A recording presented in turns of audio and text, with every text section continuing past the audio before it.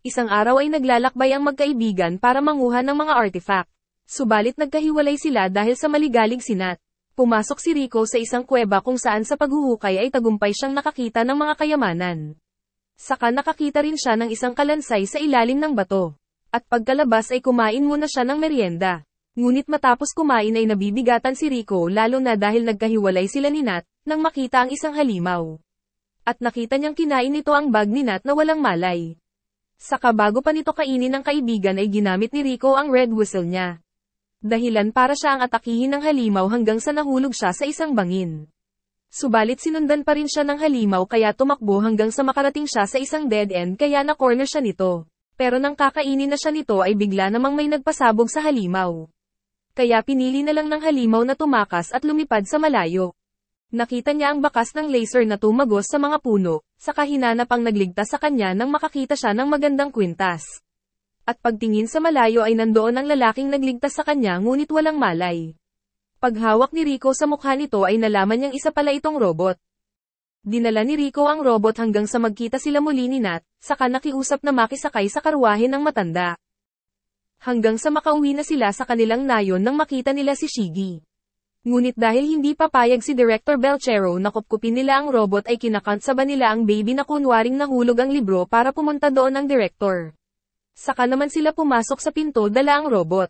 Kinabukasan ay pinuri ni Jiro ang mga bata dahil sa matagumpay nilang mga solo mission kahapon. Giit naman ng director na ang uri ng kanilang mga pito ay nakadepende sa rank nila sa guild sa bahay ampunan. Dagdag pa nito na ang lahat ng mga artifact na nakukuha nila ay kailangang isumite lahat para makadagdag sa budget. At dahil naalala ni Rico ang robot na itinago niya ay kinakabahan ang bata. Pagkatapos ay kinausap ni Jiro ang bata tungkol sa mga nawalang artifact ni Nat nang salakayin sila ng isang halimaw na ahas. At nang mapasarap sa kwento si Rico ay muntik niya na ring maikwento ang tungkol sa robot. Pagkatapos ay nag-request si Rico na pagbigyan siyang maglakbay sa mas malalim na parte ng abyss, subalit giit ng leader nila na masyado pa daw mapanganib para sa isang bata. Pagkatapos ay ginasing ng mga bata ang robot na nais pa sanang matulog. Pero kinuryente nila ito kaya napilitang gumising. Nagkausap sila ng robot at nagpakilala ang mga bata na sila daw ay mga cave raiders. Pero mga red whistle rank pa lang daw sila o yung mga apprentice pa lang. Napakaraming tanong ni Rico ngunit tila ba nawala ang alaala ng batang robot. Sinabi naman ni Shiggy na napansin daw ng leader ang electric shock na ginawa nila kaya papunta na ito sa silid. Kaya tinakpan nila ang robot saka lumabas sila ng silid gamit ang hagdan sa bintana. Pagpasok ng leader ay diretso ito sa loob ng room na agad na tinanggal ang talukbong, subalit nawala na doon ang robot dahil nakita ni Rico na nakasabit pala ito sa kisame, pero lagot pa rin siya dahil sabi ng leader ay nawalan daw sila ng kuryente kaya bilang parusa ay inutusan siyang maglinis ng buong bahay ampunan. Pagbaba ay kinuha ng robot ang helmet niya, nang makita ang sarili sa salamin saka napansing meron din pala siyang junjun. Tumakas naman si Rico kay Jiro, at bago pa sila mahanap ng leader ay nag-ala Spider-Man ng dalawa para makapunta sa labas ng bahay. Pagkatapos ay binigyan ito ni Rico ng pangalang Reg, at nang matanong ng robot kung saan galing ang pangalan ay sinabi ni Rico na galing daw ito sa aso niya dati. Dinala ni Rico si Reg sa isang mataas na lugar, kung saan nasaksihan nila ang pagsikat ng araw kaya nasilayan ni Reg ang buong syudad ng Earth. Nasa gitna ay may isang napakalaki at napakalalim na bangin na tinatawag nilang abyss. Pinakitang ang abyss ay puno ng iba't ibang uri ng mga halimaw, ngunit hanggang ngayon ay hindi pa rin matukoy ang lalim nito at kung saan nanggaling ang mga kayamanang nahuhukay doon. Ipinakita ang Star Compass, na siyang gamit nila para malaman ang direction patungo sa mas malalim na parte ng abyss, ngunit habang mas lumalalim sa abyss ay mas nagiging mapanganib, dahil sa unang bahagi ay makakaramdam ka ng pagkahilo, sa ikalawang bahagi ay pagsusuka pagsakit ng ulo at pagkamanhid ng katawan, at sa ikaapat na bahagi naman ay makakaramdam ka na daw ng sakit at pagdurugo. At sa ika-6 na bahagi ay halos hindi na daw kakayanin ng katawan ng tao. At dahil isang robot si Reg ay pinaniniwalaan ni Rico na nanggaling ito sa kailaliman. Ngunit pagbukas ng libro ay wala silang makitang katulad ni Reg. Ayon naman kay Shiggy ay pinaghalo-halong mga special grade relics daw ang katawan ni Reg. Ngunit kapag nalaman daw ng iba ang tungkol dito ay maaaring baklasin nila si Reg para maipagbili ang mga parts.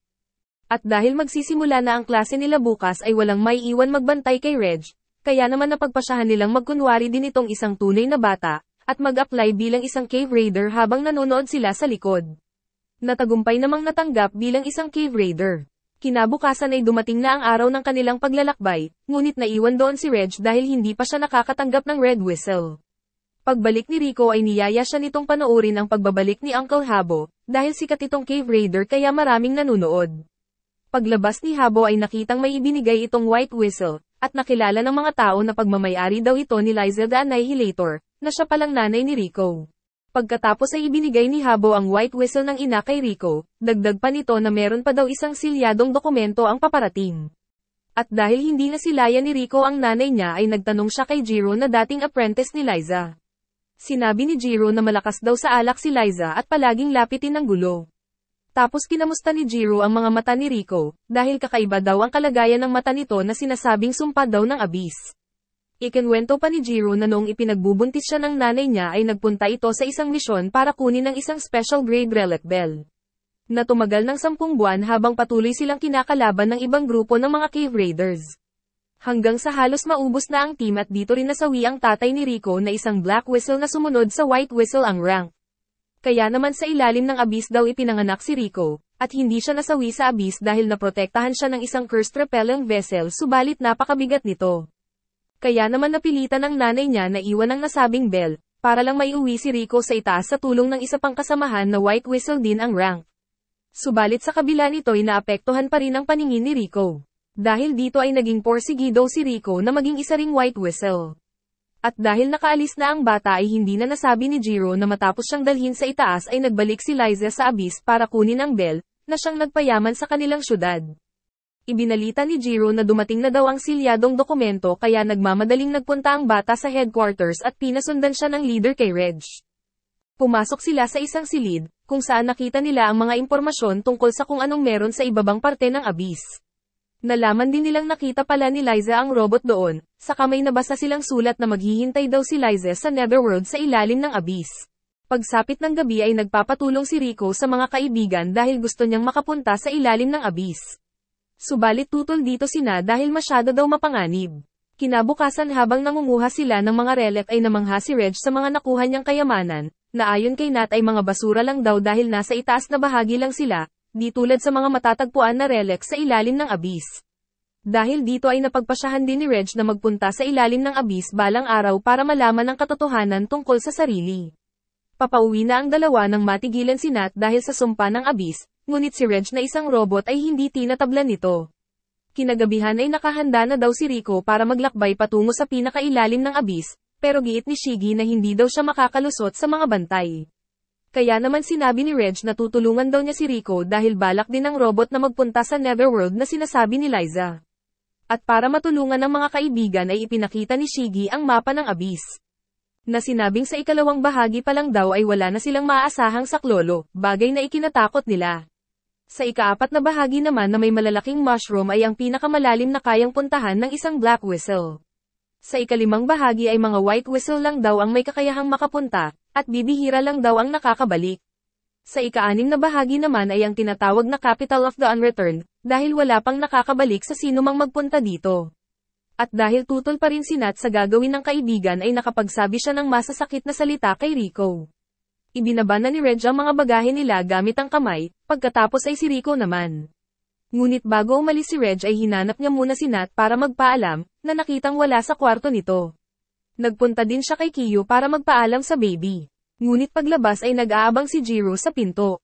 Kaya nagsinungaling si Reg na pupunta daw siya sa CR. Paglabas ay nag-aantay na doon sila Shiggy at Rico.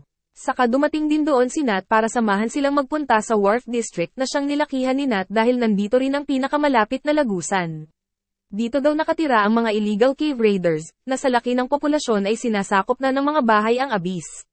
Nakita nilang pinagmamasdan sila ng mga ito, pero sinabi ni Nat na wag daw silang lingon ng lingon. Nang makarating na sila sa lugar ay labis na nalulungkot si Nat dahil sa maaaring ito na ang huling pagkikita nila. At gamit ang humahabang kamay ni Reg ay sabay na bumaba ng abyss ang magkaibigan. Nang magising si Rico ay nakitang ginawang parang net ni Reg ang kamay niya para protektahan sila. At nang hawakan niya ito ay agad na nagising ang robot. Nagpunta sila sa bangin para makita ang paligid ng unang bahagi ng abyss. At matapos silang kumain ay tinignan ni Rico ang star compass niya para makita ang tamang direksyon sa abyss. Pero pinaglaruan niya ito kaya tumalsik at aksidenteng nahulog sa talon. Ipinakita ni Reg ang isang envelope na nakita niya sa bulsa, na naglalaman pala ng impormasyon tungkol sa Abyss. Pinaghihinalaan nilang si Leader Jiro ang naglagay nito dahil nakita nito si Reg noong nagpaalam siya kay Kyu. Sa kamay nakita silang isang red note na nagsasabing hahanapin daw sila ng iba pang cave raiders para pauwiin. Kaya agad silang nagmadali sa katumalon sa bangin. Habang pababa ay naisip nilang baka sinusubok sila ng leader kung makakatakas sila sa ibang cave raider. Dahil kung ang mga raiders nga ay hindi nila matakasan, paano pa kaya ang mga halimaw sa ibaba ng Abyss? Nakakita si Rico ng sapot sa paa niya, dahil sa likod nila ay meron palang gagambang halimaw. Sinubukan itong labanan ni Reg, pero sinabi ni Rico na hindi daw nakakaalis ang halimaw na ito sa bahay niya kaya tumalon na lang ang dalawa sa bangin. At ang kamay ni Reg ay napuno ng mga puti. Pagkatapos ay napansin ni Reg na nahihirapan ang kasama dahil sa Curse of the Abyss. Nagpatuloy sila sa paglalakad hanggang sa matanaw ang ikalawang bahagi ng Abyss na tinatawag na Forest of Temptation. Nang biglang marinig ni Reg ang sarili niyang boses saka nakitang nanghihina si Rico. Naupo muna sila saglit para magpahinga nang mapansin ni Reg na may sumusunod sa kanila. Kaya nagmamadali silang nagpatuloy sa paglalakbay at gamit ang kamay ni Reg ay madali silang nakatakas. Subalit dahil mabilis ang cave raider ay nakita niyang nasa itaas na nila ito. Pagkatapos ay agad na bumaba sa kinaroroonan nila, ngunit nakita nilang ito pala ay si Habon na tito ni Rico. Kinuha nito si Reg, dahil alam na pala niya na robot ito at ang katawan ay pinagsama-samang relics. Tinignan din nito ang pototoy niya na animoy tulad daw ng sa normal na bata. Subalit nilinaw naman ni Habon na hindi siya nagpunta para pauwiin ang dalawa, dahil nakiusap pala sila Nat at Shiggy sa kanya na tulungang makarating sa susunod na camp ang dalawa. Pero tumanggi dito si Rico dahil isang pagsubok daw ito para sa kanila saka ipinakita ang papel na ipinadala ng teacher nilang si Jiro. Kaya naman binigyan na lang niya si Rico ng gamot para maiwasan ang pagkahilo dahil sa Curse of the Abyss saka binigyan din sila ng kaunting pagkain. Matapos ay nagbabala pa si Habon na mag-ingat daw sila sa isa pang White Whistle na si Uzen. Ito daw yung kasama ni Liza na magligtas kay Rico noong ipinanganak siya ng ina sa Abyss. Pagkatapos ay nagpaalam na ang dalawang bata kay Habo. Gamit muli ang kamay ni Reg ay nakababa sila sa ikalawang bahagi. Matagumpay silang nakatakas sa ibang cave raiders kaya nagsasaya si Rico, ngunit naging mas delikado ang mga halimaw sa paligid kaya kailangan nilang mag-ingat. Sa paglalakbay ay natukoy ni Rico ang hilaga sa pamamagitan ng mga dahon ng amagiri. May narinig na boses si Reg kaya pinuntahan nila ito nang makita ang isang tao na kinakain ng halimaw. Tutulungan sana ito ni Reg pero sinabi ni Rico na patay na daw ang cave raider at ang boses na naririnig ay nagmumula pala sa halimaw. Saka biglang nadagat ng isa pa nito si Rico, at gamit ang kamay ni Reg ay pinuntiryan niya ito subalit humarang ang isa pang halimaw. Nilusob si Reg ng iba pang halimaw at pinagtulungan, habang si Rico naman ay ipinapakain ng ibon sa mga inakay nito. Kaya naman naalala ni Reg na may kakayahan pala siyang gumamit ng laser, kaya napaslang niya ang mga ibon at nasalo si Rico sa pagkakahulog. Nang magising si Rico ay nakita nito ang pinsala na nagawa ni Reg, kaya naisipan ni Rico na tawaging incinerator ang kakayahan na ito ng robot. Subalit biglang nanghina si Reg at nawalan ng malay. At nang magising ay sinabi ni Rico na nawawala daw ang notebook niya na talaan ng mga impormasyon. At dahil dito'y nanghinayang si Rico, pero nagpapasalamat naman si Reg na nawala ito dahil alam niyang isinulat din dito ni Rico ang tungkol sa pototoy niya. Pagkatapos ay ginawa nilang hapunan ang halimaw kanina. Nagpatuloy sila sa paglalakbay sa Abyss sa tulong ng kamay ni Reg, at gamit pa ito ay matagumpay silang nakapunta sa kabilang dako. Tagumpay silang nakarating sa pinakaibabang parte ng second layer, nang manlamig bigla si Rico kaya ipinahiram ni Reg ang suot niyang damit. At napansin din nilang umilaw bigla ang helmet ni Reg, pagkatapos ay pinagbabato sila ng mga unggoy na halimaw. At para makatakas ay naglambitin ang dalawa. Saka nagpunta sa nakabaliktad na puno. Sa Seeker Camp ay nakita na sila ng bantay, pero dahil kainahinala ang dalawa ay hindi niya ibinaba ang daanan. Tagumpay naman na nakita nila Rico ang Seeker Camp, ngunit dahil wala silang madaanan ay ginamit ni Reg ang kakayahan niyang pahabain ang mga kamay. Pero sa itaas ay nahawakan ng isang nilalang ang mga kamay ng robot. At ito pala ay ang White Whistle na may pambihirang physical power na tinutukoy ni Habo, na si Ozen the Immovable. Ngunit binitawan naman ito ni Ozen saka ibinaba ang gondola, na siyang ginamit nila para makaakyat sa itaas at agad naman silang binati ni Ozen. Ngunit hindi kinaya ni Rico ang amoy kaya napalayo sa babae. Ligo-ligo rin. Nakita din nilang napakatangkad ni Ozen na nasa 2 metro daw ang haba. Nagpasalamat si Rico dahil sa pagtulong ni Ozen sa nanay niya na madala siya sa itaas nung ipinanganak sa Abyss. Ngunit giit ng babae na madaming beses niya daw naisip ang abandonahin si Rico noon dahil napakabigat ng curse repelling vessel. At mukhang pinagsisisihan ni Ozen ang ginawa. Sinabi ni Ozen na bawal daw ang mga red whistle sa lugar, kaya pinakita ni Rico ang papel na katunayang gusto siyang papuntahin ng nanay niya sa Netherworld. Pero naging interesado din si Ozen kung paano nila nagawang makapunta sa camp gayong pawang mga beginner pa lang ang dalawa. Kaya binigyan niya ang mga ito ng blue whistle, para daw hindi magtaka ang ibang cave raider kung paano sila nakapunta sa camp. At kapalit nito ay ang white whistle ng ina na ibabalik din daw ni Ozen kapag isinaoli na ng dalawa ang mga blue whistle. Ipinasyal sila ni Marulk sa Seeker Camp saka inihatid sa isang malawak na silid. Napansin naman ni Rico na isa ng blue whistle si Marulk kahit bata pa ito. Kaya giit ni Marulk na dahil personal apprentice daw kasi siya ng isang white whistle. Nakita din nila ang mga grade 4 relics sa lugar na hugis itlog, at dahil napansin ni Marulk na natutuwa dito si Rico ay niyaya nito ang dalawa na samahan siyang mangalap pa ng mga relics sa lugar. Subalit naisip ni Rico na kailangan niya ng malaman ang kalagayan ng ina sa Netherworld sa lalong madaling panahon. Kinagabihan ay nagising si Rico para umihi, nang makita niya ang isang anino kaya sinundan niya ito. Ngunit nakitang isa pala itong pangit na halimaw kaya nagmamadali siyang tumakbo sa silid at nagtago sa kumot ni Reg. Kinabukasan ay sinampay nila ang naihiya ni Rico, saka ikinwento ang nakita niya kagabi kaya hindi niya nahanap ang CR. Dumating si Ozen na tila may nalalaman tungkol dito, at kung gusto daw nilang malaman ay sumunod lang sila. Habang naglalakad ay sinabi ni Ozen na patay na daw si Liza dahil natagpuan niya daw ang sulat at white whistle ni Liza sa libingan nito sa 4th layer. Pero hindi makapaniwala si Rico sa narinig kaya sinabi ni Ozen na hindi daw sulat ni Liza ang natanggap niya. Nakarating sila sa silid ni Ozen, at nang pagpasok ay nakita nila doon ang isang relic na hugis cube. Sa itaas naman ay ikinikwento ni Habo Killanat at Shigi ang tungkol sa mga white whistle na may kanya-kanyang kakayahan ayon sa mga relic na personal nilang nakuha sa Abyss. Ngunit ang pinakamalakas daw sa mga ito ay si Ozen na lampas 50 years ng isang white whistle. Saka napasilip na lang si Habo na nag-aalala dahil baka ipakita daw ni Ozen ang vessel kila Rico. Samantala sa ibaba ay ipinakita na nga ni Ozen kila Rico ang curse repelling vessel.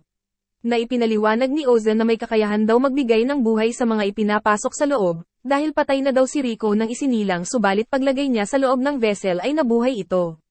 At ang nakita ni Rico kagabi ay ang pagkain sana ni Ozen na napagtripan niyang ilagay sa vessel. Hahawakan sana nito si Rico nang pigilan siya ni Reg, pero hindi din kaya ng robot ang lakas ni Ozen. Pagkatapos ay naramdaman ni Reg na halos mag-crack daw ang kamay niya sa lakas nito. At sa wakas ay nilabas na din ni Ozen ang pakay niya na paslangin si Reg bago pa daw magbalik ang alaala nito. Ginamit ni Reg ang kamay para puluputan si Ozen. Pero walang-wala ito sa lakas ng white whistle saka binuhat ang robot pati warik saka pinagbabalibag sa harap ng dalawang bata. Nais siyang tulungan ni Rico subalit sa isang pitik ni Ozen ay tumalsik ito. At dahil dito ay nagseryoso ang robot sa laban kaya naghanda siyang tirahin ito ng laser. Pero sa pilitang tinutok ito ni Ozen kay Rico, kaya sinipa ni Reg ang sarili niyang kamay kaya sa kisame ito tumama. Matapos ay kinapitan ni Reg ang babae sa tinakal attack kaya napatalsik, nang makita na may kakaiba sa kamay nito, nagiit ni Ozen ay dito daw nanggagaling ang pambihira niyang lakas. At pagsuot ni Ozen ng battle outfit ay agad niyang natalo si Reg. Nagising si Reg sa mga suntok ni Ozen, nang makita na nandoon na din ang iba pang mga cave raiders. Ngunit nalaman din nila kalaunan na sinubak lang pala sila ni Ozen para maging handa sila sa susuunging panganib sa ibabang parte ng Abyss, at saka inamin din ni Ozen na nagsinungaling din siya tungkol sa sinabing patay na daw ang nanay ni Rico na si Liza. Naalala naman ni Ozen noong bata pa si Liza ay naging apprentice niya pala ito. At bagamat weirdo man magturo si Ozen ay siya daw ang pinakamagaling na mentor ayon kay Liza. Pagkatapos ay dinala ni Ozen ang dalawa sa isang lugar na pinamumugaran ng mga halimaw na nakakakita sa dilim. Saka inatasan sila na mag-survive sa loob ng 10 araw bilang training. At huwag daw silang lalagpas sa isang malaking puno. Pinagbawalan din ni Ozen ang robot na gumamit ng laser, dahil pag gumamit daw nito si Reg ay nakakatulog siya ng 2 oras, kaya hindi niya mapoprotektahan si Rico.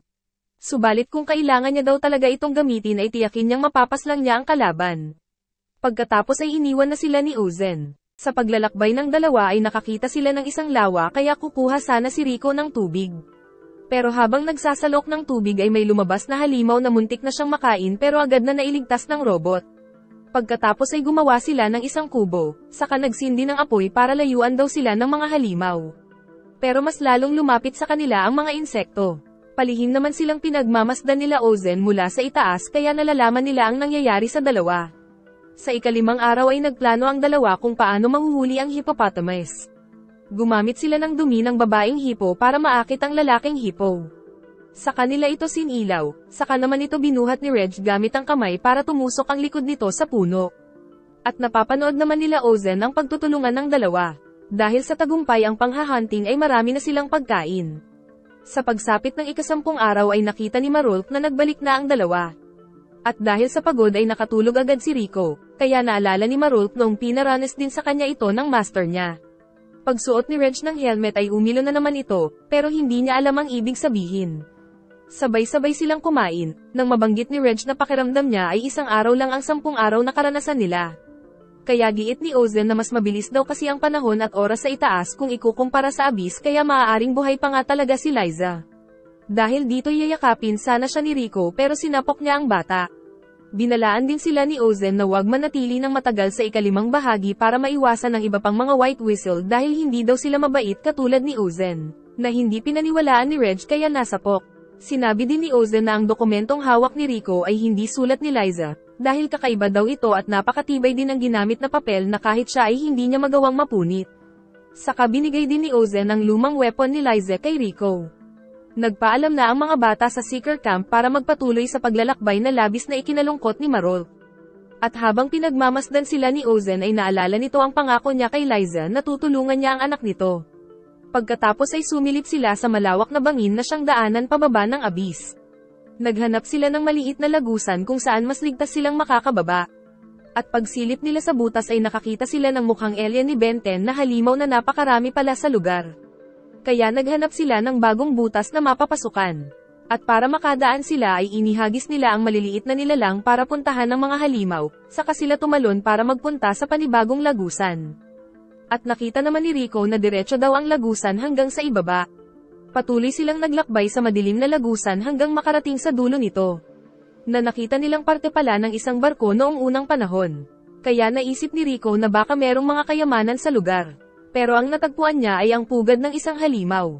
At bago pa siya makain ay nailigtas na naman siya ng kaibigang robot. Dahil dito'y napilitang gamitin ni Reg ang incinerator cannon na tumagos pa sa labas kaya bagsak ang halimaw. Subalit kailangan mag-recharge ni Reg kaya naman kailangan nilang magtago.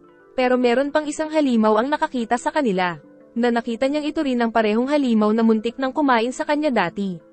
Nakapunta sila sa isang dead end at kailangan pang matulog ni Reg pero nagpupumilit ang halimaw na makapasok. Kaya naman pinipilit ni Rico na makadaan subalit nakaharang ang mga bulinggit. Ngunit nang marinig nila ang halimaw ay kusa din silang umalis. At pagkababa nila ay tuluyan nang nakatulog si Reg. Kaya hinila na lang siya ni Rico. Napahinto si Rico sa sobrang pagod. Ngunit nang makaamoy ng pagkain ay nagkalakas ulit. Ngunit nahulog sila sa isang lagusan na kusang bumukas, saka na lamang nasa tiyan pala sila ng isang malaking halimaw. Kaya kailangan nilang makatakas bago pa sila malusaw. Binutis ni Rico ang tiyan nito kaya nakalabas sila at namatay naman ng halimaw. At dahil napunta sa kanila ang amoy ng isang prutas ay akala ng mga bulinggit ay mga pagkain sila. Hanggang sa mahulog na naman sila sa isa pang lagusan at nakarating sa isang lugar ng mga stalactites. Buong lakas na binuhat ni Rico si Reg kahit na nahihilo na siya, at dahil sa sumpa ng abyss ay nagkakaroon siya ng mga hallucinations ng mga kaibigan at pati ng nanay niya. Pagkatapos ay napunta sila sa isang gondola papabalik sa itaas, saka sila sinalubong ng napakaraming mga tao. Subalit sa gitna nito ay naalala ni Rico na nawawala si Reg, na sinabi ng nanay niyang naiwan daw sa abyss. Hanggang sa magising siya sa hallucination. Ngunit nakita na naman sila ng halimaw na galit sa kanila, kaya inilabas ni Rico ang sandata ng nanay niya para labanan ito. Pero nagising na rin si Reg na sinuntok ang halimaw. Pagkatapos ay gamit ang sandata ni Liza ay hinambalos niya pa ng napakalakas na siyang nagpatalsik dito papalabas ng kuweba. At mamaya ay natanon na nila ang ika-4 na bahagi na tinatawag na Goblet of Giants. Bumaba sila sa ika-4 na bahagi ng abyss at naghanap ng magandang spot para kumain nang makakita sila ng malalaking squid sa mainit na tubig. Napansin naman ni Reg na parang may nakikinig daw sa kanila kaya agad silang umalis para maghanap ng mapagtatayuan ng camp. Subalit habang naglalakad ay may nakita silang isang halimaw na balbon na mukhang mapanganib kaya agad silang tumakas. Subalit naabutan pa rin sila nito kaya nawasak ang bag ni Reg. Nakita din nilang nahulog ang weapon saka sinipa pa ng halimaw papalayo.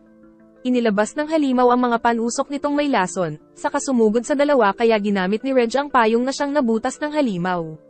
Ngunit pagtingin kay Rico ay natusok din pala ito. At para hindi agad kumalat ang lason ay tinalian ni Reg ang kamay ng kasama. Pagkatapos ay tumakas papunta sa itaas. Nakatakas man sila ay nagkaroon naman ng sumpa si Rico dahil sa pag-akyat kaya umiikot na ang paningin nito. Nagsimula na rin magdugo ang mga mata ni Rico at namamaga rin ang kaliwang kamay, kaya inutusan ni Rico si Reg na putulin na lang ang kamay niyang nalagyan ng lason, kaya kahit labag sa loob ay ginawa ito ng kaibigan para lang mailigtas si Rico. Napansin ni Reg na nagkaroon si Rico ng matinding lagnat saka nilapitan pa sila ng mga malalaking lamok. Pagkatapos ay nakita ni Reg na hindi na humihinga ang kaibigan kaya labis itong nagdalamhati. At dahil sa ingay ni Reg ay nakita sila ng isang nilalang na sinabing may pag-asa pa daw mabuhay ang bata. Sinabi nito na hipan daw ni Reg ang bunganga ng kaibigan habang nakasipit sa ilong nito. At pagkatapos ay nakitang naka-recover si Rico. At para tuluyang gumaling si Rico ay nagpunta sila sa hideout ng nakilalang nilalang. Dito ay nagpakilala si Nanachi na isa daw hollow. At dahil may kasanayan si Nanachi sa panggagamot ay tinulungan niya si Rico sa kalagayan nito, sinabi ni Nanachi na siya daw ang naramdaman ni Reg na nagmamasid sa kanila kanina. At nasaksihan daw ni Nanachi ang lahat hanggang sa atakihin sila ng malaking halimaw. Subalit dagdag pa nito na wala daw siyang balak magpakita sa dalawa subalit naawa siya kay Reg nang makitang iniiyakan niya si Rico.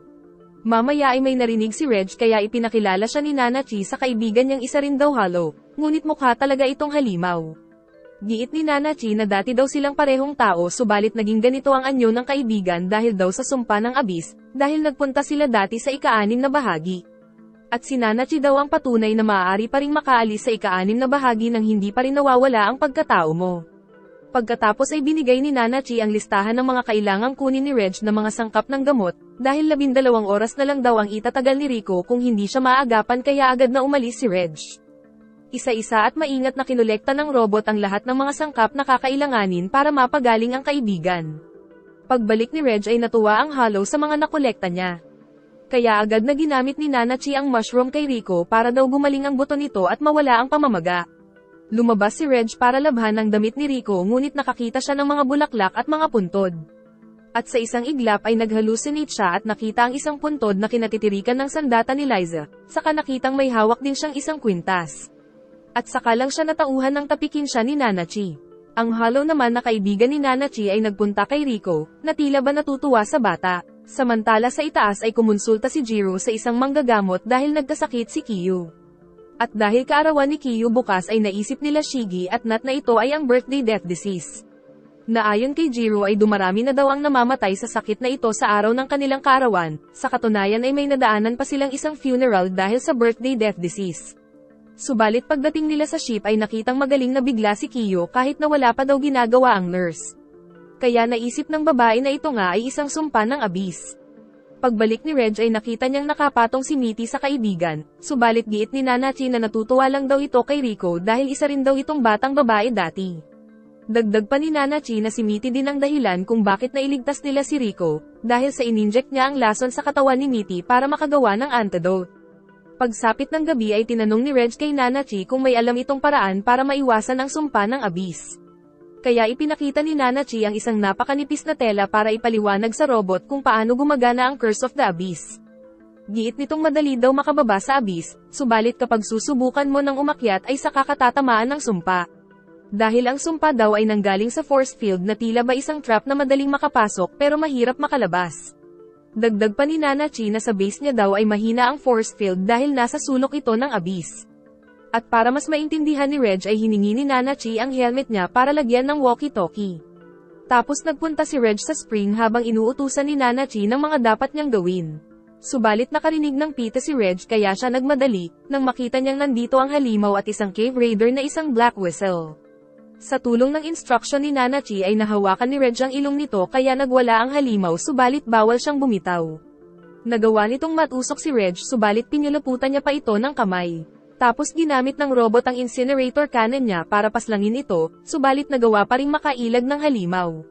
At matapos ang pagsabog ay nakatakas pala ito. Pagkatapos ay nakiusap si Reg sa Cave Raider na sabihin kay Leader Jiro sa guild na magpapatuloy daw sila ni Rico sa paglalakbay. Ikinatuwa ni Reg ang nangyari dahil napalagan niya ang halimaw kaya niyaya niya si Nanachi na sumama sa paglalakbay. Subalit biglang nakiusap si Nanachi na paslangin ni Reg si Mitty para daw maibsan na ang paghihirap nito. Nakatulog na si Reg sanhi ng paggamit ng incinerator kaya hinihila siya ni Nanachi, nang maalala ng Hollow ang nakaraan. Dati pala siyang isang batang ulila na walang makain. Hanggang sa isang araw ay dumating ang isang White Whistle na nagngangalang Bondrewd sa lugar. Kung saan inanyayahan nito ang mga bata na magpunta sa Netherworld para sa isang makabuluhang adventure. Lahat ng batang nais sumama sa misyon ay pinapasok nila sa isang vessel, at dito sa loob nakilala ni Nanachi si Mitty kaya naging magkaibigan ang dalawa. At pagdating sa destinasyon ay nakita ng dalawa ang magandang ilaw sa itaas na likha ng abyss. Tapos nagpunta sila sa isang silid kung saan sama-sama ang lahat ng mga bata.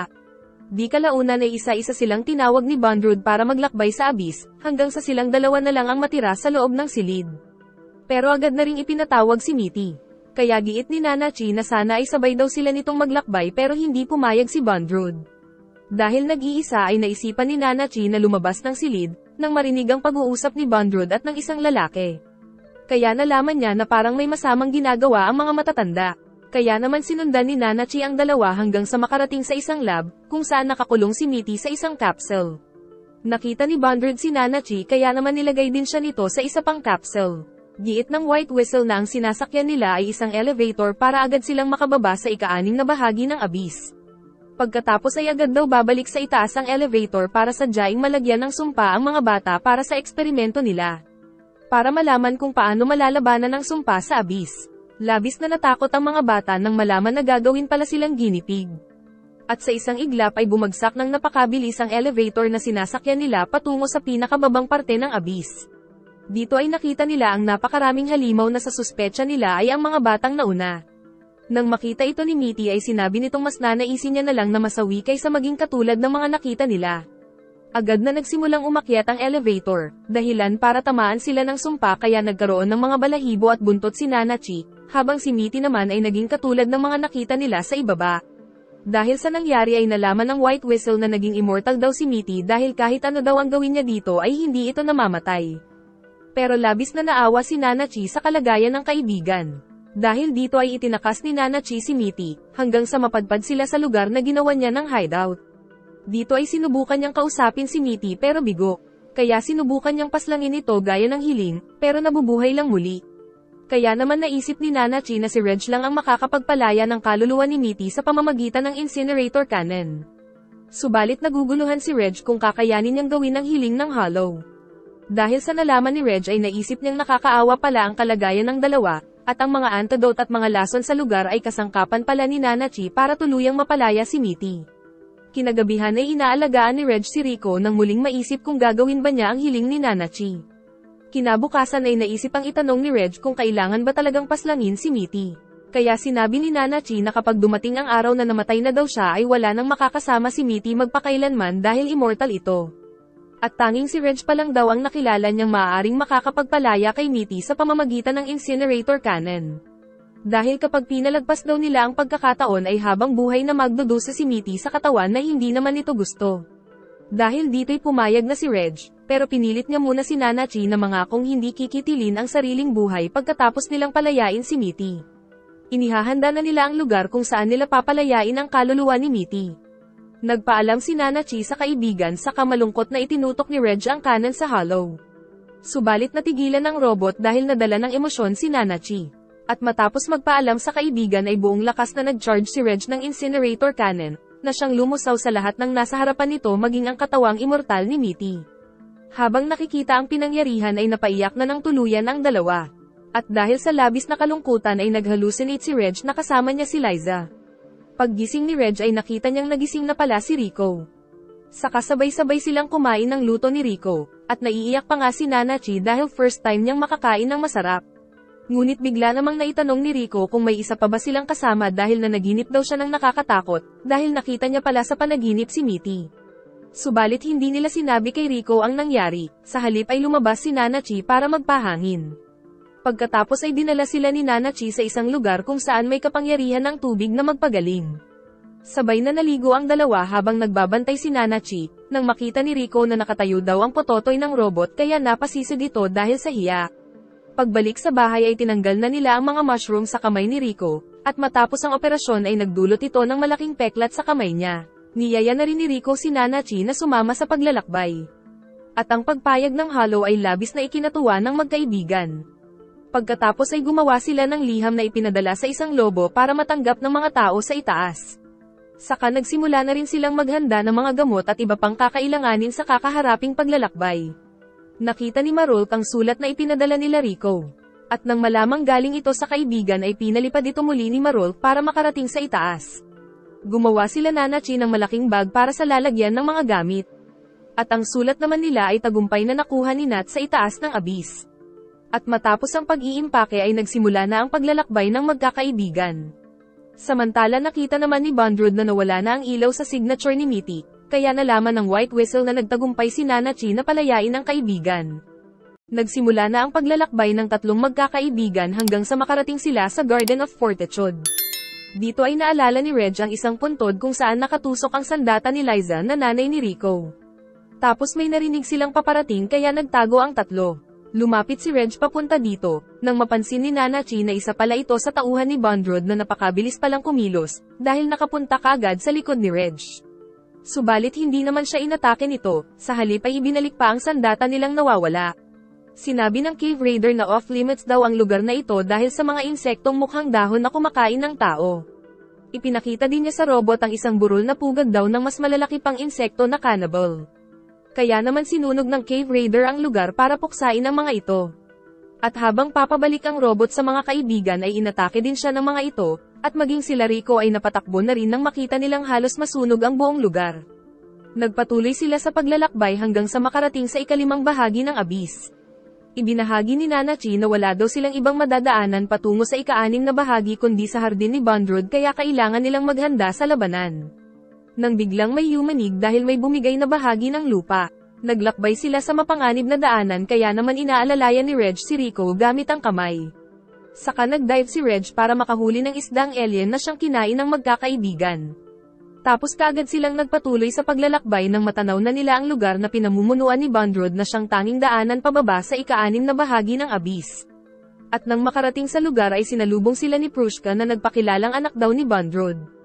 Pumasok sila sa loob at napansing mabait naman pala ang bata kaya nagpakilala sila dito, ngunit kinabahan sila ng todo nang makita ang pagdating ng grupo nila Bondrod. Kinumpranta ni Reg ang White Whistle pero pinigilan siya ni Nanachi, saka nagulat din sila dahil hindi agresibo si Bondrod sa kanila.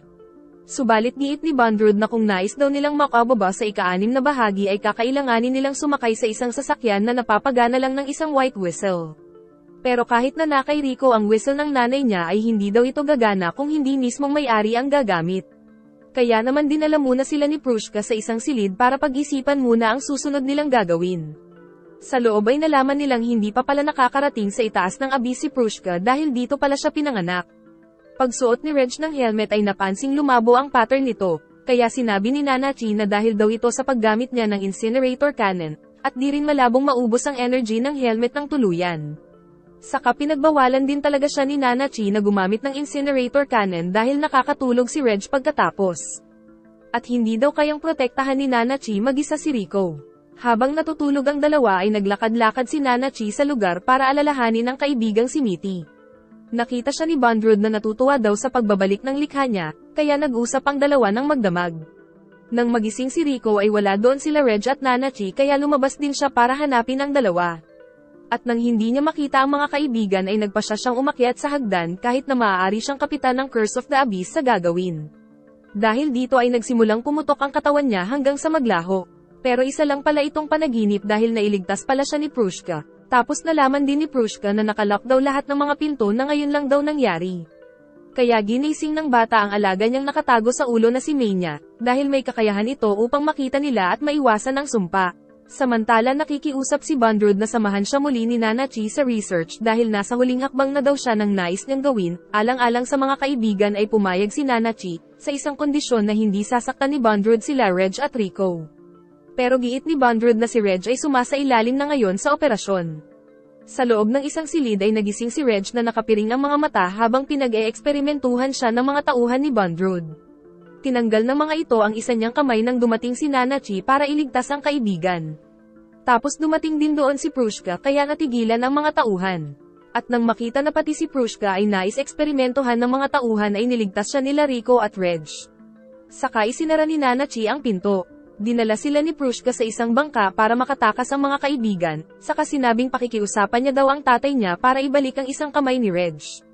Subalit nang makita ni Bondrod si Prushka ay binigyan niya ito ng isang alalay na poprotekta daw sa anak sa anumang oras. Nagpunta sila sa isang lugar kung saan nagpahinga muna si Reg habang nagpaplano sila ng gagawin. At makalipas ang ilang sandali ay natagpuan sila ng grupo nila Bondrod. Pero handa pala ang mga bida dahil nasa itaas si Rico na nagpasabog gamit ang sandata. Tapos tumakas sila Nanachi at Reg gamit ang kamay ng robot dahil ginising pala nila ang mga halimaw sa lugar na siyang umubos sa mga tauhan ni Bondrod. Nagpunta ang magkakaibigan sa itaas saka nagbalak na balikan sa lab ang isang kamay ni Reg. Subalit nakakagulat nang marinig nilang nagagawang makipaglaban ni Bondrod sa malalaking halimaw kaya nagtago sila. Giit ni Nanachi na dahil daw ito sa sandata ni Bondrod na nasa maskara nito. Nang makaakyat si Bondrod ay pinapalabas niya ang tatlo, samantalang nasundan pala sila ni Prushka kasama ang bodyguard nito. Nagsimula si Reg sa pag-atake sa White Whistle saka binato ito ng glowstone bomb. Tapos tinamaan ni Rico ng pana sa tagiliran, nang makita nitong may maliliit na insekto sa loob na kumakain daw ng utak sabi ni Nanachi.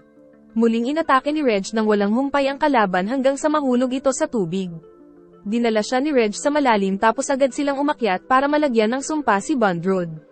At pagdating nila sa itaas ay lumobo ang leeg nito. Saka binagsakan pa ni Reg ng malaking bato. Dumating si Prushka at nakita ang nakakaawang sitwasyon ng ama. Ngunit ang bodyguard nito ay kinuha ang maskara. At pagkasuot ay naging ito na ang bagong katawan ni Bondrod.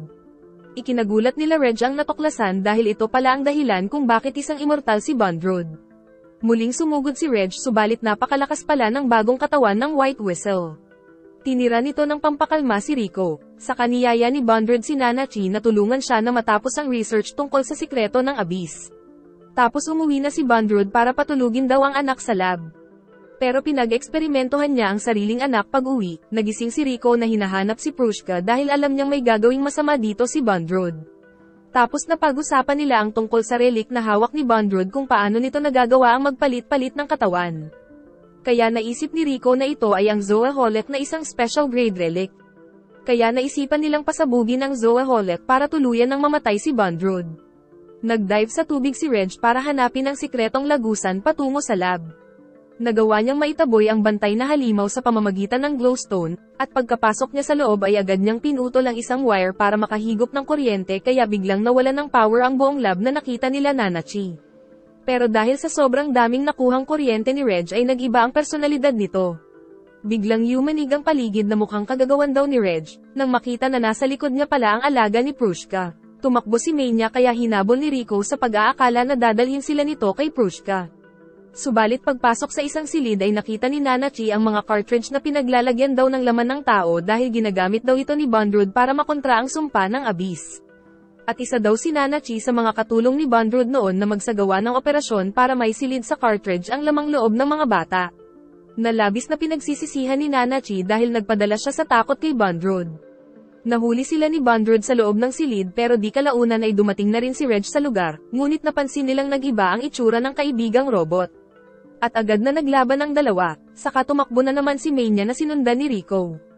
Inihagis ni Bondrod ang robot saka nagpakawala ng maraming laser gamit ang mata pero hindi gumana kay Reg.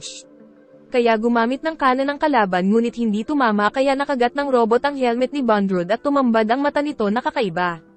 Patuloy ang matinding bakbakan ng dalawa tapos sinaputan ng White Whistle ang robot.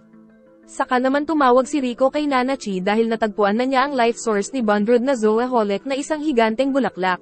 Napansin ni Nanachi na nagbabadyang gamitin ni Reg ang mas pinalakas na incinerator cannon na maaari daw makawasak ng buong lugar.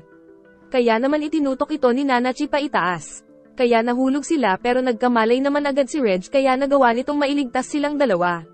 Sinabi ni Reg na noong humigop siya ng napakaraming kuryente ay pakiramdam niyang may mga sumanib daw sa katawan niya. Tapos pinisil-pisil niya si Nanachi kaya tumayo si Junjun na nakita naman ng halo kaya binatukan. Hinahanap nila si Bondrod pero nasa likod pala ito na sinugod si Reg kaya nahulog sila sa bangin. Sa baba ay nakita ni Reg ang ilan pang mga bata na naging halo na kagaya kay Mitty dahil sa ginawa silang guinea pig ni Bondrod. Saka hinarap si Reg ng kalaban gamit ang buntot nito. Pinaikot-ikot ni Reg ang kamay niya sa katawan, kaya nagawa niyang makipagsabayan sa buntot ng White Whistle. Nagpalabas ng matatalim na kuko ang kalaban, nang tawagan ni Nanachi si Reg para sa strategy nila na pag-akyat mula sa bangin para maubos ang mga baon na cartridge ni Bondrewd. Sinusubukan siyang pigilan ng White Whistle pero gamit ang laser ay nalusaw ang mga itim na sapot.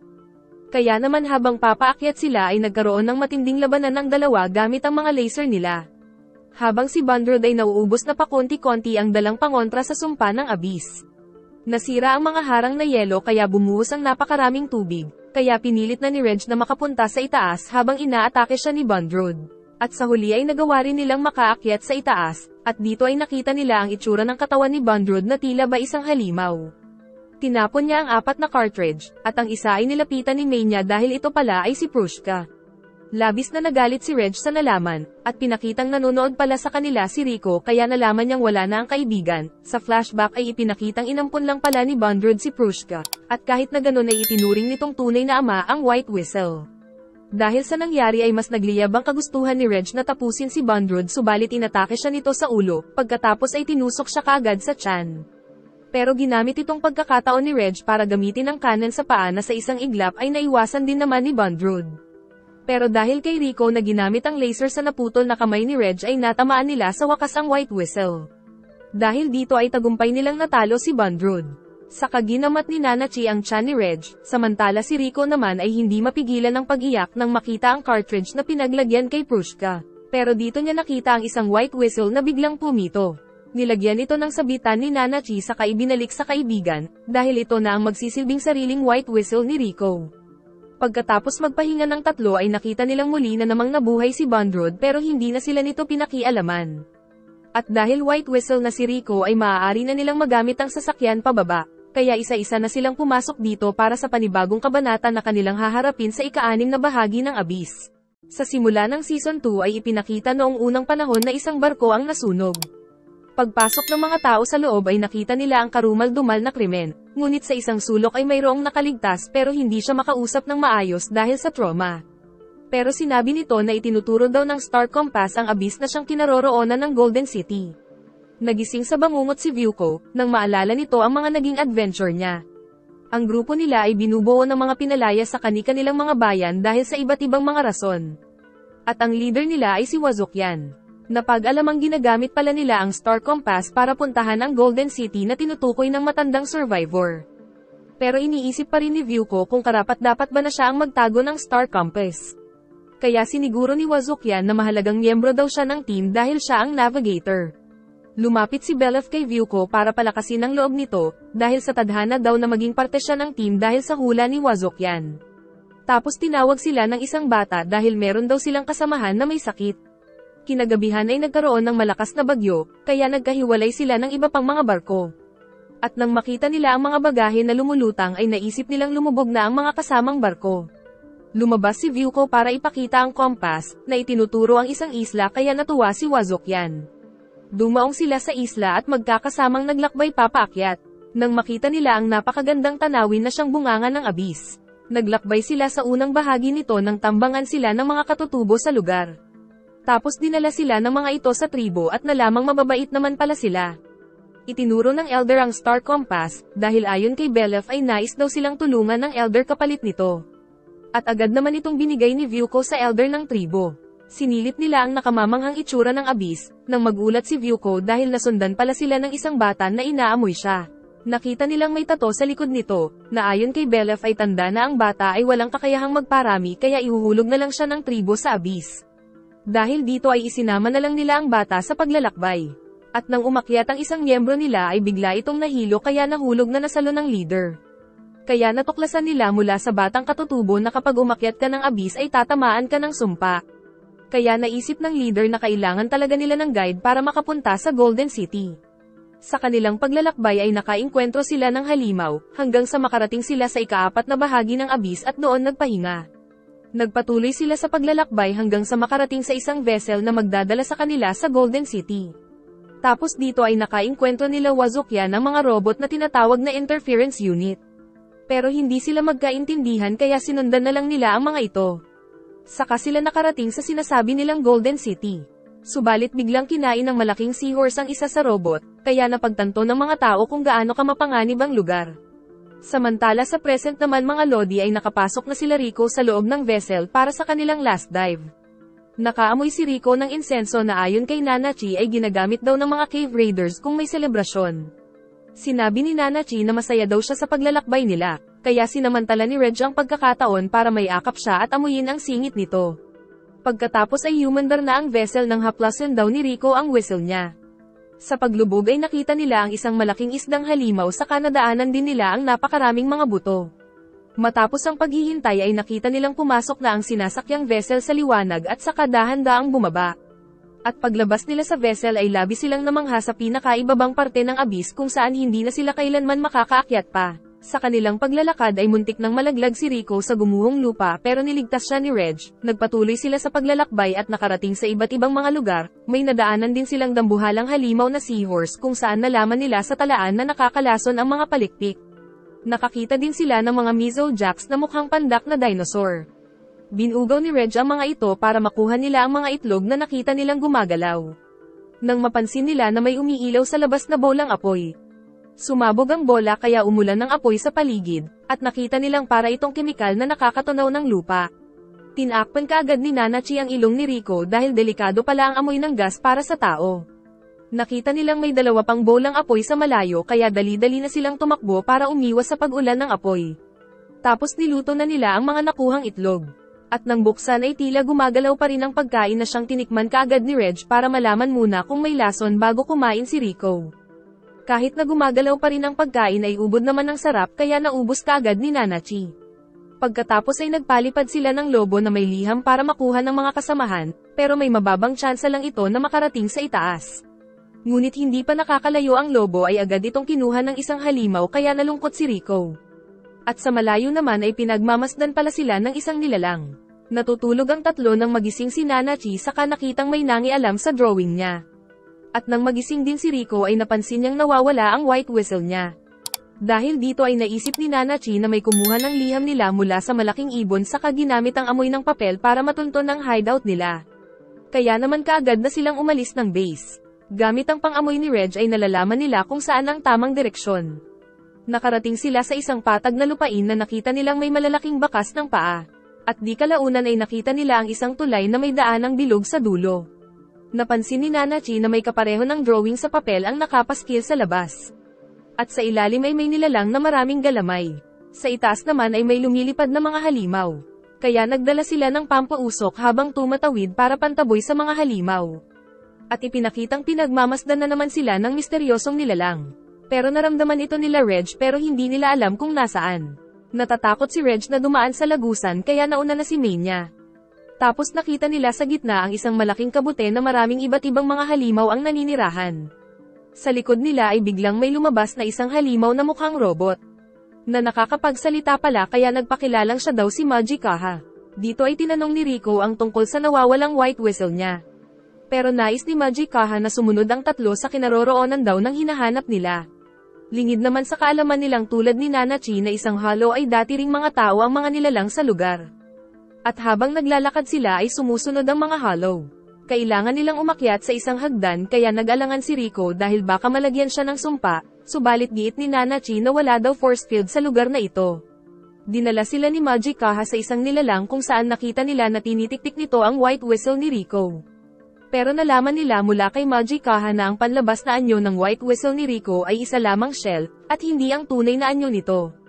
Habang naglalakad sila ay sinabi ni Majikaha na isa daw siyang hollow kagaya ni Nanachi, at dagdag pa nitong ang tunay niyang katawan ay binubuo ng isang gas, kaya ang nakikita nila ngayon ay isa lamang lalagyan ng kanyang katawan para makapagsalita siya. Nakarating sila sa pamilihan ng mga hollow, kung saan maraming ibinibentang mga kakaibang mga bagay. Nakita ni Rico na ibinibenta din dito ang isa sa pahinang isinulat ng nanay niya, kaya nais niya sana itong bilihin.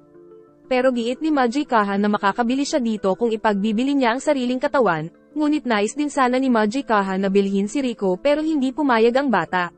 Dahil dito ay nagpa siya ang tatlo na manatili muna sa lugar para makapag-imbestiga. Nakita nila ang iba't ibang mga hollow na pinagkakakitaan ang mga parte ng mga katawan nila. Pagbalik nila sa camp ay pinipisil ng mga hollow si Reg hanggang sa makiliti ito. Samantalang si Rico naman ay pilit na binabawi si May niya, na pinisat ng isang hollow sa harapan niya. Subalit agad naman silang tinulungan ni Nanachi. Tinanong ni Majikaha kung magkano si May niya pero sinigaw ni Rico na hindi ito ipinagbibili.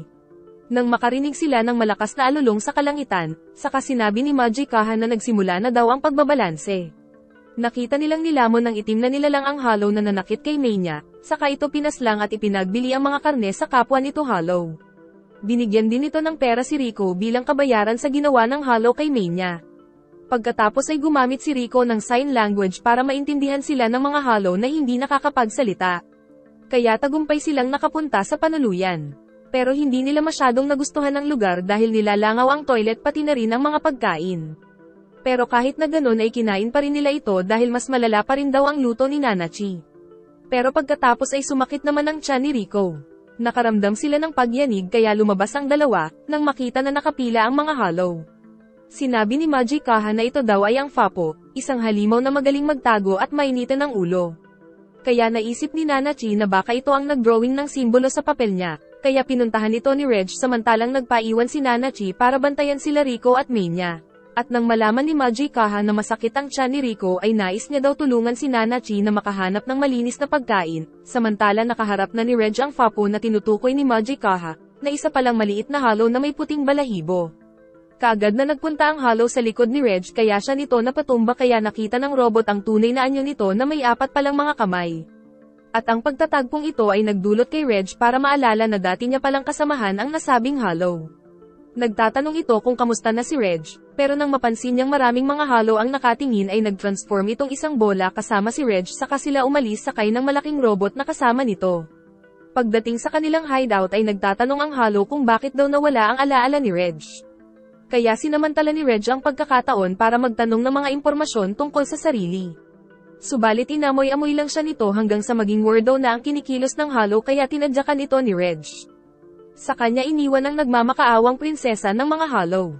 Subalit pag-alis ni Reg ay sinundan pala siya ng malaking robot na kasama nito. Pero nakiusap dito si Reg kaya nakaalis siya ng ligtas. Habang naglalakad ay naisip ng robot kung ano ang kaugnayan niya sa nasabing prinsesa ng mga hollow. Napansin ni Reg na umuulan ng mga petals ng bulaklak, at sa lapag ay may mga name tag na siyang palatandaan na ito ay isang seremonya ng mga yumaong cave raiders. Samantala hinahanap ni Rico ang mga kasama kaya nagtanong siya sa hollow na may-ari ng panuluyan. Tinuro nito ang direksyon kaya lumabas si Rico at nakita ang mga hollow na magkakasama. Nang sumigaw si Rico ay pinagtinginan siya ng mga hollow na tila ba may balak na masama kaya siya nagtago. Dahil dito ay nagpasya siyang hanapin ang dalawa sa tulong ng mapa na ginawa ni Nanachi. Sinubukan niyang magtanong sa mga hollow na nakasalubong pero hindi sila magkaintindihan. At habang naglalakad ay sinundan siya ng ibang mga hollow na itinuro ang daan pababa ng hagdan. Dito ay nakita niya na may mga hollow pala na nagtatago sa sulok. Hinila siya ng isa sa mga ito kaya siya na-corner sa loob. Saka siya pinagbalakang gawa ng masama ng mga hollow sa lugar, kaya binalaan sila ni Rico tungkol sa kulay itim na nilalang na nagpaparusa sa mga hollow na gumagawa ng krimen. Subalit pinagpatuloy nila na saktan sila Rico at ang alaga nito. Pero niligtas naman sila ng isa pang kulay pink na hollow. Saka naman dumating ang kulay itim na nilalang saka sila pinalabas, at pinarusahan ng mga masasamang hollow na nagtatago sa sulok. Ibinalik ng mabait na hollow si May niya kay Rico, pero nang papaalis na si Rico ay umiyak ito. Kaya isinama ito ni Rico sa paglalakbay niya. Nagpunta sila sa pamilihan ng makaamoy ng masarap si Rico, nang makita na isa pala itong resto. At kahit hindi niya maintindihan ang menu ay nagawa pa rin niyang maka-order ng masarap. Nalaman din niyang nakakapagsalita pala ng lingwahe niya ang chef na octopus. At dagdag pa nito na may isa pa daw na nakakaintindi ng salita ni Rico, at ito ay ang malaking hollow na may pangalang Wazukyan, na isa sa 3 sages ng village. Samantala nagpunta naman sila Nanachi sa isang kuweba kung saan nakita niyang nandito pala ang isang nilalang na parang isang ahas sa haba. Ngunit sa kabila nito ay lumapit pa rin si Nanachi, at labis siyang naluha sa nakita dahil na-reincarnate pala ang kaibigan niyang si Mitty. Hindi na mahanap ni Reg ang daan pauwi, nang makainkwentro pa niya ang malaking seahorse kaya agad siyang tumakas. Subalit hindi siya nilulubayan nito na nagawa pang mabutas ang bakal niyang kamay. Nabigo rin siya sa pagtakas gamit ang kamay dahil dinuraan siya ng halimaw. Kaya nahulog si Reg sa kailaliman, nang iligtas siya ng kasamang robot ng prinsesa ng mga hollow. At dahil hindi alam ni Reg ang daan ay sumakay siya dito habang pinoprotektahan din siya sa iba pang mga halimaw na nadadaanan nila. Habang naglalakbay sila ay nagpakilala ang robot na siya daw ay isang interference unit, kung saan meron daw tulad niyang mga robot ang inilagay sa kada palapag ng abyss. Nilikha daw sila para matuto, subalit sa kabila nito ay wala siyang mga data tungkol kay Reg. Giit pa ng robot na hindi din daw niya alam kung sino ang lumikha sa kanya kaya nakiusap siya kay Reg na alamin din ito. Samantala sinubukang makipagkaibigan ni Rico sa octopus. At matapos ang trabaho nito sa resto ay nagpaturo dito si Rico ng lingwahe nila. Tapos ipinagpatuloy ulit ni Rico ang paghahanap sa dalawang kaibigan. Nakarating sila sa isang kuweba nang matakot ang kasama niyang Hollow dahil dito pala naninirahan ang mga itim na nilalang na siyang lumalabas para parusahan ang mga masasamang Hollow. May nakita silang mga lagusan hanggang sa makarinig sila ng isang boses. Kaya sinundan ito ni Rico at sa dulo ay nakita nila si Vyuko na nakatali. Ikinwento ni Vyuko kay Rico ang masalimuot na kasaysayan kung paano aksidenteng nabuo ang village. At nalaman din nilang si Vyuko pala ang nag-uutos sa mga itim na nilalang para panatilihin ang kapayapaan sa lugar. Aminado si Vyuko na kontra daw siya sa naging plano ni Wazokyan kaya siya naikulong dito, subalit niligtas pa rin siya ni Rico dahil nais ni Rico na magpasama sa paghahanap sa mga kaibigan niya. Pagkatapos ay nagpunta sila sa itaas, at namangha naman si Vyuko nang makita ang kasalukuyang kalagayan ng village. Nagsuot ng makakapal na damit si Vyuko para hindi siya makilala ng mga Hollow saka sila nagpatuloy sa maaaring kinaroroonan daw ng mga kaibigan. Nagpunta sila sa lugar na pinasukan nila Nanachi at Majikaha, subalit hindi daw pwedeng pumasok si Vyuko dahil baka may makaalam na nakatakas siya. Magkasamang pumasok sila Rico at isang Hollow, nang matunghayan nila si Nanachi na kasama si Mitty na natutulog. Nagpakilala din ng ahas na Hollow kay Rico na siya daw si Belef, na isa din sa mga Three Sages. Ginigising ni Rico si Nanachi subalit giit ni Belef na ibinenta na daw ni Nanachi ang sarili para mabili nito si Mitty, subalit hindi na daw makakaalis dito kailanman si Nanachi. Ikinwento ni Belef na ibinenta daw sa kanya ni Bondred si Mitty, na kaagad na nagustuhan ni Belef dahil alam niyang immortal ito. Kaya itinanong ni Rico kung paano niya mabibili sila Nanachi at Mitty. At ang nais na kapalit ni Belef ay ang buong katawan ni Rico. Subalit hindi pumayag si Rico dahil masyado daw greedy si Belef, kaya ang hiniling na lang ni Belef ay ang mga parte ng katawan ni Rico. Pinag-isipang maigi ni Rico kung anong parte ng katawan niya ang ipapalit subalit pinigilan siya ni Majikaha dahil alam nitong ikakasawi ito ni Rico. Sinabi naman ni Nanachi na nais na lang nito na manatili at makasama si Mitty, pero nagpupumilit si Rico kaya pinigilan siya ng mga kasama. Paglabas ni Rico ay tinanong niya kay Vyuko kung ano ang gagawin para mabawi si Nanachi. Nang biglang may tumamang malaking bala kaya naalala ni Vyuko na ngayon ang araw ng panghahunting ng mga Hollow. Nakita nila na pinagtutulungan ng mga ito ang isang malaking halimaw na mukhang slime. Nakita nilang tumakas ang halimaw kaya nagmadali si Rico dahil papunta daw ito sa kinaroroonan ng White Whistle niya. Pagdating nila sa lugar ay ibinigay ng Blacksmith Hollow ang White Whistle ni Rico. Saka sinabihan ni Rico ang Hollow na tumakas na rin daw, pero giit ni Majikaha na hindi daw ito nakakaalis sa lugar dahil parte ng katawan nito ang bahay niya. Kaya nag-transform ang Blacksmith Hollow bilang isang malaking nilalang para ipagtanggol ang bahay nito. Ngunit di kalaunan ay natalo din siya ng halimaw na may kapangyarihan ng asido. Muling tumakas ang Jelly Monster nang sunod naman nitong makaharap ang isa ring malaking halimaw na si Juremo na isa daw sa Three Sages. Naglabas ng malaking espada si Juremo, at walang takot na sinugod ang Jelly Monster subalit nakailag ito. At saka napansin nila na lamang sa laban ng Jelly Monster dahil hindi dito masyadong tumatalab ang espada ni Juremo. Dumating naman ang octopus na nagpakilalang siya daw si Mugi. At nandoon din ang mga kasamahan niya sa market dahil handa daw silang kalabanin ng halimaw para ipagtanggol ang pamilihan. Ngunit nakita nilang nalulusaw ng Jelly Monster ang mga Hollow. Kaya napatanong si Rico sa mga kasama kung paano ito tatalunin, pero sinabi ni Vyuko na wala daw nakakaalam dahil hindi daw nakakalabas ng village ang mga Hollow. Pinagmasdan ni Rico ang katawan ng Jelly Monster kaya nakaisip siya ng paraan kung paano ito tatalunin. Naisipan niyang humingi ng tulong kay Majikaha, habang si Juremo naman ay tuluyan ng natalo ng Jelly Monster. Saka naman nagpunta ang halimaw sa pamilihan. Dahil dito ay ginamit ni Vyuko ang paputok para mag-signal kay Rico. Sa loob naman ng pamilihan ay nag-aabang sila Rico at pati na rin si Majikaha na suot ang bagong katawan na kaya daw kumilos ng napakabilis, dahil binayaran siya ni Rico ng buhok nito. Pagpasok ng halimaw ay tinawag ito ni Rico, saka naman siya sumakay kay Majikaha para magpahabol. Habang tumatakbo ay inaatake sila ng halimaw pero nagawa pa rin nilang makalabas ng kuweba ng ligtas. Patuloy silang tumakbo sa Jelly Monster hanggang sa makarating sila sa ibaba at dumaan sa isang usok na siyang iniwasan ng halimaw dahil nagmistula itong salamin. Kaya inakala ng Jelly Monster na may kalaban siyang kapareho niya. Sinamantala ni Rico ang pagkakataon kaya inutusan ng mga kasama na sunugin ang halimaw kaya nagkaroon ng malakas na pagsabog. At bago pa ito makatakas ay ginamitan nila ito ng lambat. Paglapag nito sa lupa ay saka ito inatake ng lahat ng mga halaw nang walang humpay hanggang sa tuluyan na nila itong matalo. Dahil sa nangyari ay kinagiliwan ng mga halaw ang batang si Rico dahil sa husay nito sa strategy. Subalit biglang nabuhay ulit ang halimaw saka inatake ang mga halaw pati na rin si Rico, pero niligtas siya ng pink na halaw. Labis itong ikinalungkot ni Rico, nang maramdaman niyang nasa likod niya si Prushka na siyang pinagmulan ng white whistle niya. Ginamit ni Rico ang white whistle, nang biglang may dumating na nagligtas sa mga halaw mula sa halimaw. At nakitang si Reg pala ang tagapagligtas, kaya napagtanto nila na napapalakas ng whistle ni Rico si Reg. Ginamit ulit ni Rico ang whistle bago sumugod si Reg, at dahil dito ay nagawa niyang matalo ang Jelly Monster. Tapos bumalik sa dating kulay si Reg. Dumating si Wazukyan sa lugar para magpasalamat kay Rico. Kaya naman tinanong na rin ni Rico ang Sage kung paano niya mababawi si Nanachi, kaya sinabi nitong magagawa daw nila ito sa tulong ni Fapo.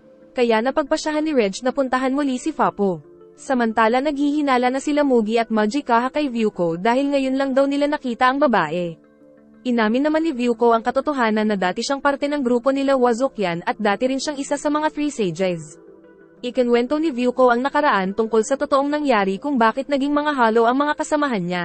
Dahil pagdating daw nila sa lugar ay inatake sila ng mga halimaw.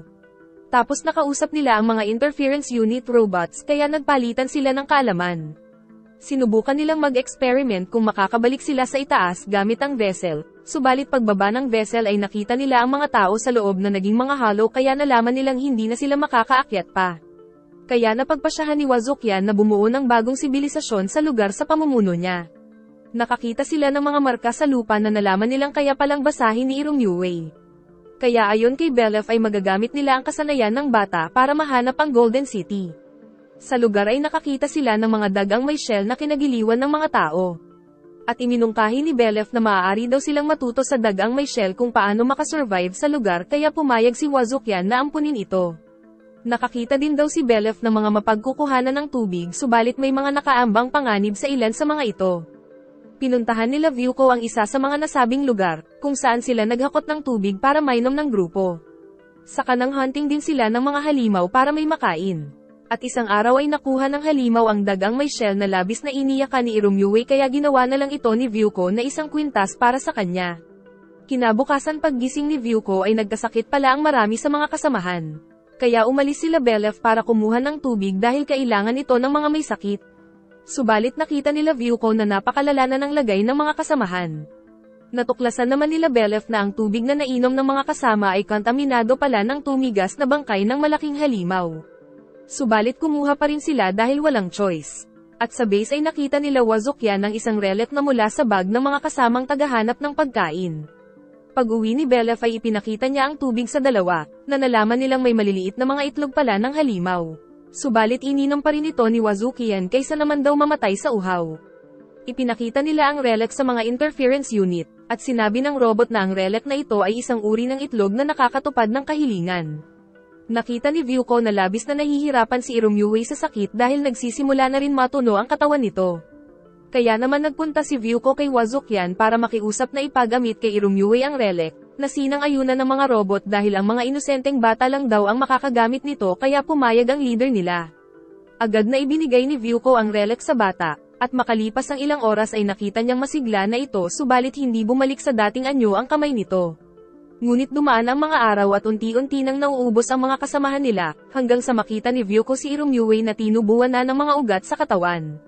Isang araw ay nagising sila sa iyak ni Irumyue, at pagtingin ay ipinanganak ang isang halimaw na nagmula sa itlog. Pero kinabukasan ay agad ding namatay ang halimaw.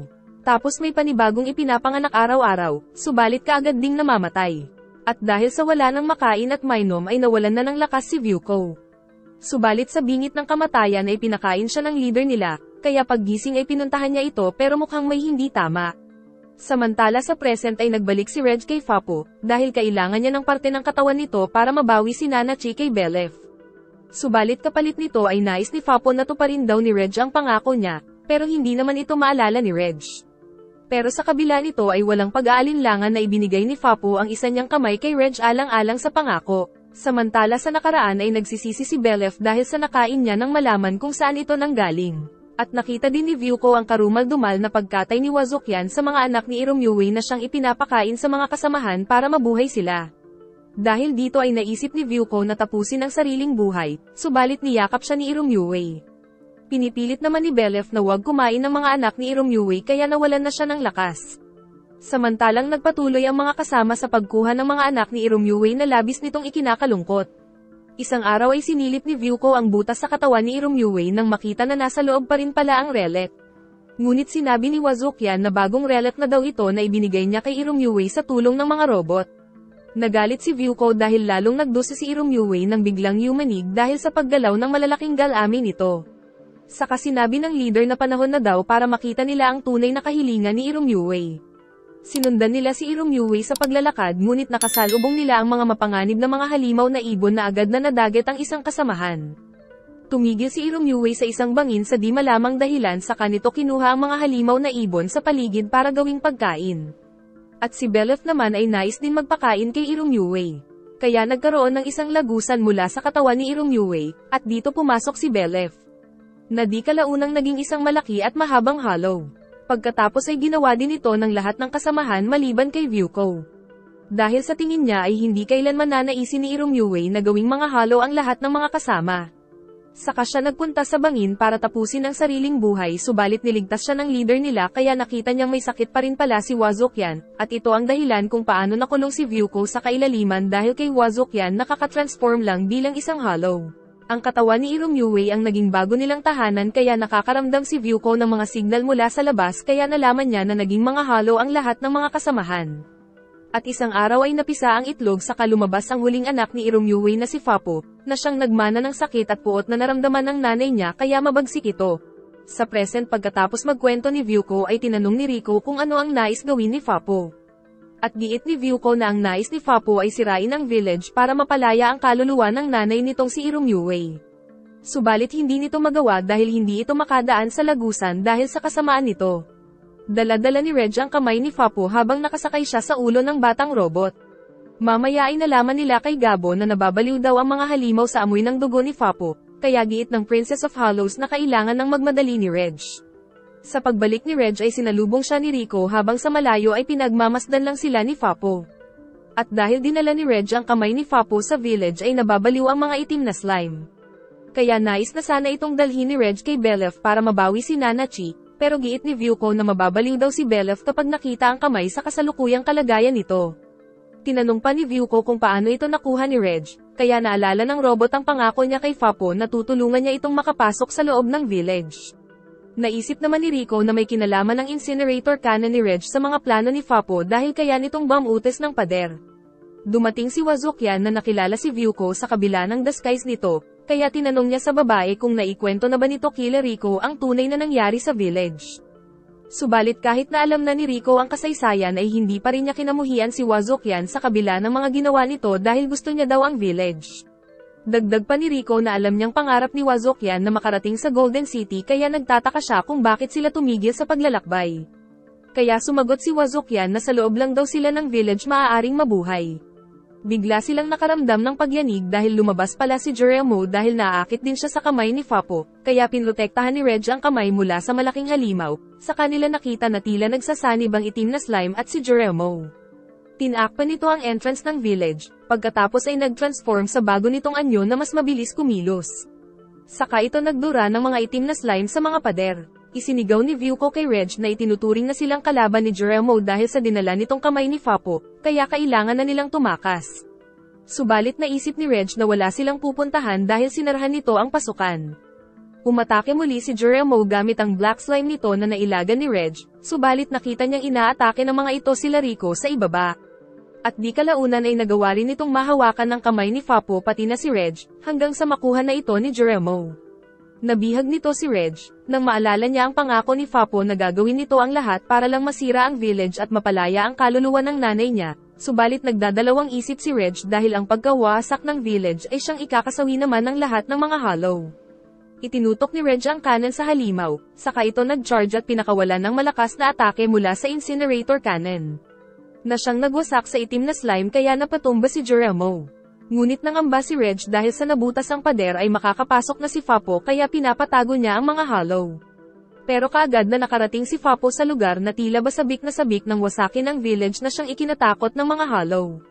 Sinubukan lumaban ni Geronimo subalit agad siyang natalo ng malaking robot na si Gabo. Giit ni Fapo na hindi niya mapapatawad ang mga hollow dahil sa pagkain nila sa mga anak ni Irumyuwei noong unang panahon para lang makasurvive. Kaya nagbabala itong hindi niya titigilan ang mga hollow hanggang sa hindi sila nagiging alikabok. Muling umatake si Geronimo gamit ang mga itim na slime, subalit dahil mga anak din ni Irumyuwei ang mga ito ay natulungan pa nito si Fapo na mag-regenerate ang katawan. Saka ito sumugod at yumanig ang buong village. Na naramdaman din nila Nanachi sa pugad ni Belef, nang maalala niya ang mga napanaginipan tungkol sa kasaysayan ng village. Nakita nilang nawasak ang village kaya giit ni Belef na ipapaubaya niya na daw ang mga karanasan at alaala niya kay Nanachi. Kaya inutusan nito si Nanachi na tumakas mula sa malupit na si Fapo. Subalit kapag lumabas si Nanachi sa base nila ay maglalahon naman si Mitty, kaya naman naging mahirap para kay Nanachi na iligtas ang sarili gayong mawawala na naman sa kanya ang kaibigan. At ayon kay Belef ay mangyayari rin sa kanya ito kapag lumabas siya sa base niya. Nagising si Reg nang makita na pinrotektahan pala sila ni Gabo. Saka nakita nila na patuloy na nagwawala si Fapo subalit sinusubukan din namang lumaban ng mga hollow. Dahil dito ay lumabas si Reg, subalit pinaghihinalaan na siya ni Fapo na nais siya nitong pigilan. At nang may lumabas na hollow sa likod ni Fapo ay pinigilan siya ni Reg na paslangin ito. Kaya naman labis itong ikinagalit ni Fapo. Lumabas ang mga itim na slime na binigyan si Fapo ng bagong mga ipin. Tapos bigla siyang tumalon ng mataas, at agad na nakapunta kay Reg saka tinusok ang bunganga niya na labis na nakagawa ng pinsala. At nang makitang nais tumulong ng isang hollow ay ibinato niya si Reg dito. Agad na umatake si Fapo, subalit nagdadalawang isip pa rin si Reg. Nang biglang yumanig dahil nawawasak na ang lugar. Kaya naman ginamit na ni Rico ang white whistle para magkaroon ng lakas si Reg, na siyang ikinagulat ni Fapo. Agad na banihag ni Reg si Fapo para dalhin sa labas, subalit habang nasa ere ay pinagbabantaan ni Fapo si Rico. Nakawala si Fapo kay Reg saka ginamit na tulay ang kamay ng robot para makalapit. Subalit muli siyang nahuli ni Reg saka ibinalibag sa lupa. Patuloy na naglaban ang dalawa hanggang sa makarating sila sa entrance at mapansin na umuulan ng apoy. Ngunit labis na napupuot si Fapo dahil hindi pa rin nagbabalik ang alaala ni Reg. Samantala ginamit naman ni Wazokyan ang sariling kakayahan para protektahan ang village. Sumugod muli si Fapo, saka naman ipinakita ang nakaraan kung saan magkasama sila Fapo at Reg sakay ni Gabo. Dito ay ipinaliwanag ni Fapo na nais niyang wasakin ang village para tuluyan ng mapalaya ang nanay niyang si Irumyuwei. Subalit hindi naman siya makapasok sa loob kahit na anong gawin dahil sa gate na mukhang slime. Nais sana siyang tulungan ni Reg ng mga sandaling iyon pero hindi pa alam ni Reg kung paano gamitin ang cannon, kaya nais niya munang hanapin ang lumikha sa kanya, tapos sa kanya tutulungan si Fapo. Sa kasalukuyan naman ay nagawang matalo ni Reg si Fapo subalit naiiyak siya kahit na hindi pa rin niya naaalala ang pangako niya kay Fapo. At kahit nalabag sa loob ni Fapo ay sinamantala niya ang pagkakataon para matalo si Reg. Tapos dinala ni Fapo ang walang malay na si Reg sa loob para pahawakan sa kanyang alagad para hindi siya mapigilan ni Reg sa pagtapos sa mga villager. Papaslangin sana niya si Rico, subalit pagsugod niya ay pinigilan siya ni Gabo. Dahil giit ng robot nakakalimutan daw siya ni Reg kapag pinaslang nito si Rico. Saka natumba si Gabo. Naisip ni Fapo na totoo ang sinasabi ng robot subalit hindi niya mapigilan ang sarili. Saka siya nagulat nang biglang atakihin ni Belef. Na nakitang kasama ni Nanachi, subalit dahil lumabas sa base ay malapit na ring maglaho si Belef. Labis na nagalit si Fapo dahil kamoy daw ni Belef ang nanay niya kaya siya agad na sumugod. Nagawa niyang mabasag ang mukha ni Belef subalit sadya pala ito, para mapaamoy ang gas kay Fapo para makita nito ang tunay na nangyari sa nakaraan. Kung saan nakita niyang inaalagaan ni Vyuko si Irumyuwei kasama ng mga kaibigan. At habang napapanaginipan ni Fapo ang nakaraan ay nakatulala lang siya. Na siyang sinamantala naman ni Nanachi para kumilos. Samantala si Wazokyan naman ay itinakas si Vyuko pa ibaba. Ngunit dahil sa pagkawasak ng village ay nilusob na sila ng iba't ibang klase ng mga halimaw na agad silang inatake. Inatake ni Fapo ang mga halimaw dahil siya daw ang tatapos sa mga hollow, pero pinagtulungan naman siya ng mga ito. Subalit hindi pa rin siya sumuko at muling umatake, at nakain siya ng malaking halimaw, pero di kalaunan ay idinora din ito, saka muling siyang inatake ng mga gutom na halimaw hanggang sa hindi na niya kayanin. Nakaramdam naman ng pagkaawa si Mugi kahit nakalaban nila si Fapu. Tumulong naman ang mga itim na slime na siyang mga kapatid ni Fapu. Subalit tinapos sila sa harapan niya ng malaking halimaw na seahorse. At bago pa siya nito tapusin ay niligtas naman siya ni Gabo. Pero ang robot ang unang tinapos nito. Tapos pinagtulungan na naman siya ng mga halimaw, saka naman nagdura ng asido ang malaking halimaw na siyang nagpatalsik kay Fapo. Pero dahil isang immortal si Fapo ay hindi pa rin siya nasawi. Dito ay kusang nagpakain sa kanya ang mga hollow na noon ay nais niyang tapusin, kaya nagsimulang mag-regenerate ang katawan niya. May isang halimaw ang kumain sa isang hollow na agad na pinaslang ni Fapo. Napaligiran si Fapo ng mga halimaw, ngunit sa tulong ni Ruffian na alagad niya na merong nagbabagang pamalo ay napatalsik ang mga kalaban. Tapos sa kanya ito kinagat. Pero kinagat din siya ng isa sa mga ito subalit nakawala si Fapo, saka naman niya sinubukang labanan ng malaking seahorse subalit napatalsik siya ng asido. Kaya sumakay siya sa malaking ibon, saka lumundag ng malakas para makapunta sa mukha ng halimaw. Kaya sinusubukan siyang iwas-iwas nito pero matindi ang kapit ni Fapo, at nang may hagis siya nito ay dumiretso naman siya sa isa pang seahorse.